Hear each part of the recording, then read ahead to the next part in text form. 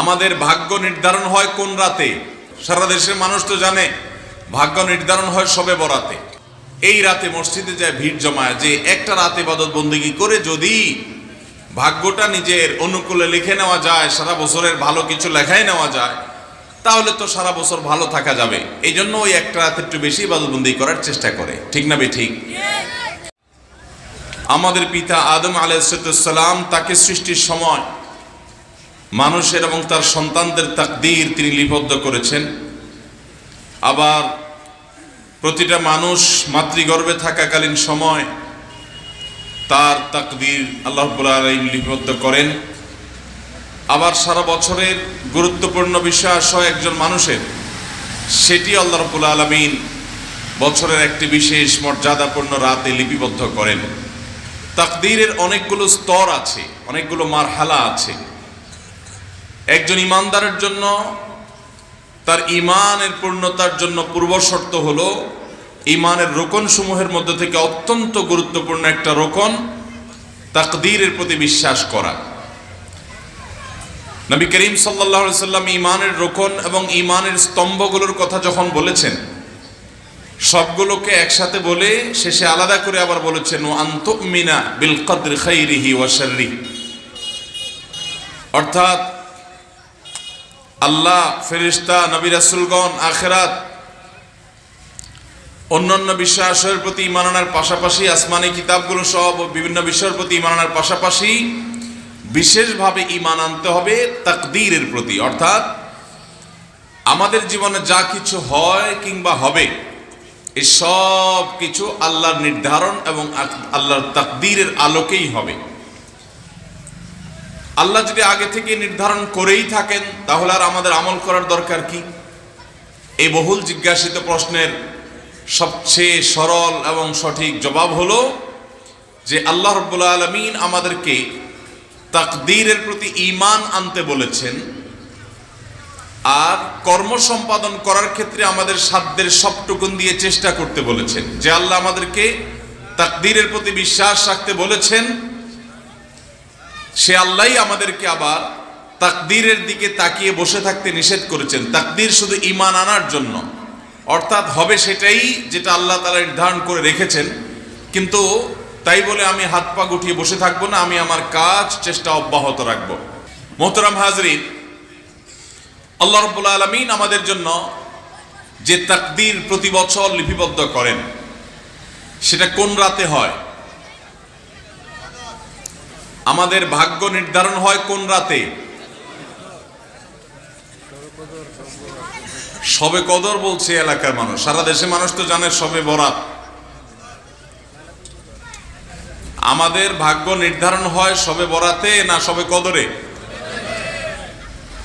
মাশাআল্লাহ, এলাকার মানুষটা সঠিকটা জানেন, বোঝা গেল। সারা দেশের মানুষ তো জানে ভাগ্য নির্ধারণ হয় শবে বরাতে।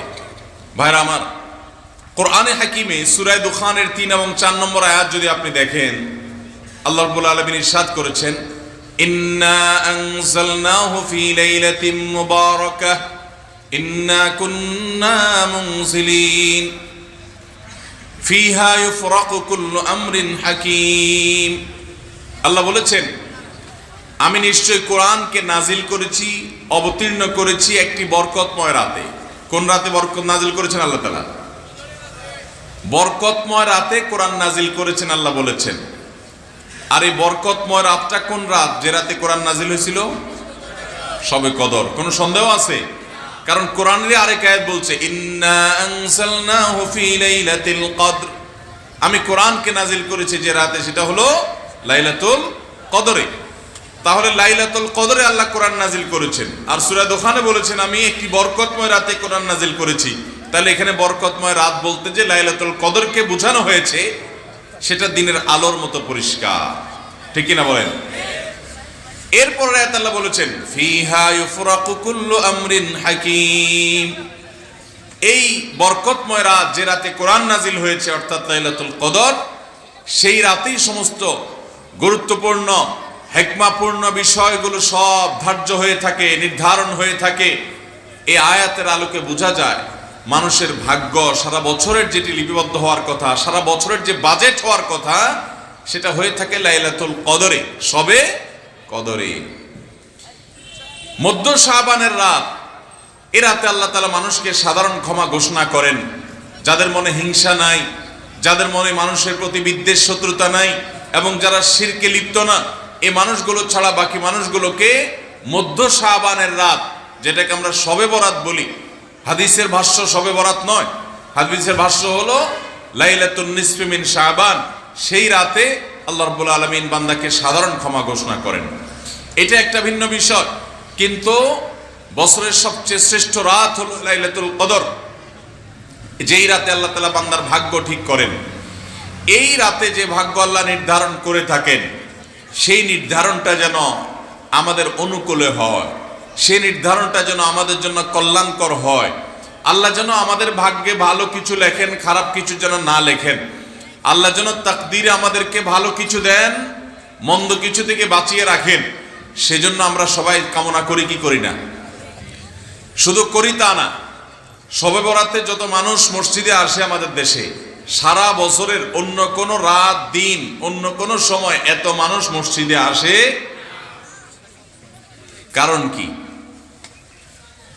শবে বরাতে মানুষ মসজিদে বেশি আসে কেন? কি কারণে আসে বলেন দেখি? সবচেয়ে বেশি মানুষ মসজিদে আসে কোন দিন? শবে বরাতে। কেন এই দিন বেশি আসে কেন? না একজন করে সিন্নি খাওয়ার জন্য? না, সিন্নি তো অন্য দিনও দেয়। এই রাতে বেশিরভাগ মানুষ মসজিদে যায় বা ইবাদত বন্দেগী করে যার যার মতে করে। বেশিরভাগ মানুষের ধারণা হলো যে এই রাতে ভাগ্য ঠিক হয়। যেহেতু ভাগ্য ঠিক হয়, ভাগ্য নির্ধারণ হয়, সেই জন্য এই রাতে মসজিদে যায়, ভিড় জমায়, যে একটা রাতে ইবাদত বন্দেগী করে যদি ভাগ্যটা নিজের অনুকূলে লিখে নেওয়া যায়, সারা বছরের ভালো কিছু লেখাই নেওয়া যায়, তাহলে তো সারা বছর ভালো থাকা যাবে। এই জন্য ওই একটা রাতে একটু বেশি ইবাদত বন্দেগী করার চেষ্টা করে। ঠিক না বে ঠিক? ভাইরা আমার, প্রথম কথা হলো ভাগ্য নির্ধারণ এই রাতে নয়, বরং লাইলাতুল কদরে হয়।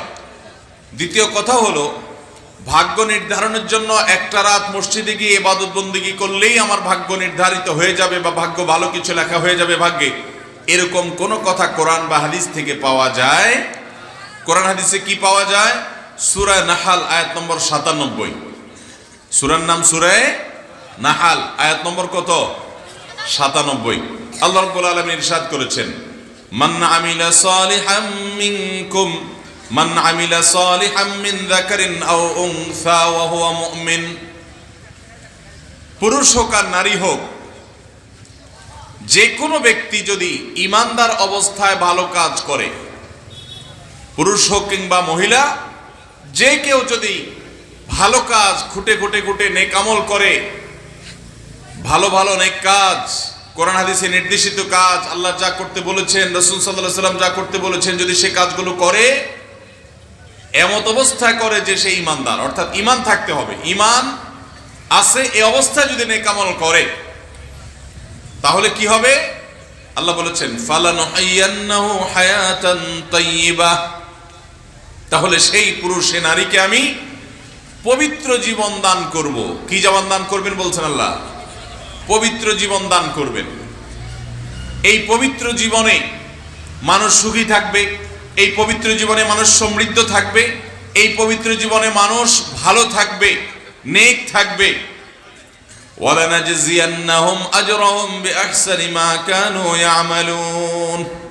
এবং এই ঈমানদার নারী পুরুষরা যদি নেক আমল করে, ভালো কাজ করে যদি সব সময়, তাহলে সেক্ষেত্রে আল্লাহ বলেছেন তারা যে ভালো কাজ করেছে ওইটার সব